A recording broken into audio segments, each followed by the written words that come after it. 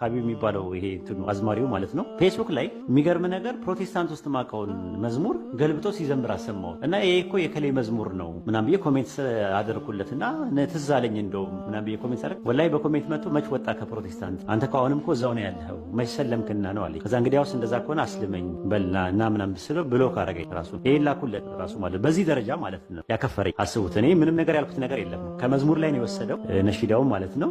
ስለዚህ ከመዝሙር ላይ ወስዶታል። ፕሮቴስታንት ውስጥ የከሌ መዝሙር ነው እና ከዛ ነው የወሰድከው ከዛ ነው እና ትዝ አለኝ። እንደውም ያ መዝሙር እንደውም እዛ በነበርኩበት ሰዓት ላይ ትዝ እንዲለኝ አደረከኝ አለ። ከዛ በኋላ መጥቶ ነው መች ሰለምክና ነው ሲጀምር አሁንም እኮ እዛ ውስጥ ነው ያለኸዋል። ተመልከቱ፣ በዚህ ደረጃ ይዳፈራሉ ማለት ነው። እና ይሄ እንግዲህ እኔ ብዙ ከአዝማሪ ጋር መነጋገርም አልፈለኩም፣ ግን እስቲ ናና አስልመኝ አልኩት እና በውስጥ ናና አስልመኝ ስለው ብሎክ አደረገኝ። በዚህ ደረጃ ነው ያሉት እና ድንበር እያለፉ ነው እንጂ እኔ በተረፈ እነሱንም ቢሆን ወደ ዲን ከመጣራት ወደ ኋላ አይደለም።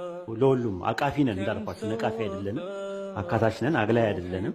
ልክ ሙስሊም ያልሆኑ ሰዎችን ወደ ኢስላም በትህትና በአኽላቅና በአደብ እንደምንጠራ ሁሉ እነሱንም ለመጥራት ዝግጁ ነን ብለን ነው ምናምን በመነጋገር በጠረጴዛ ዙሪያ ምናምን ነገር። ግን ያው እንደምታዩት እንትን ነው የሆነ የብሽሽቅ ነገር ምናምን እያደረጉት ነው ያሉት። እንግዲህ አላህ ትዕግስቱን ይስጣችሁ።